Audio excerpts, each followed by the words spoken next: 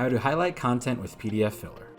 Before we get started, don't forget to like this video and hit subscribe to stay tuned. First, select Tools. Then select Highlight in the toolbar. You have many color options for your highlight. Next, move to the content you want to highlight, hold down, and drag your cursor across it. If you work with PDF documents on a regular basis, click the link in the description and try pdfFiller for a period of 30 days absolutely for free. Use pdfFiller to modify your document's content, type or erase text, highlight important information, black out sensitive data, add sticky notes, images, and so on. In addition to editing PDFs online, you can print out a completed document or save it to your device as a PDF, Word, Excel, PowerPoint, or JPEG file. Send it via email, fax, SMS, or USPS.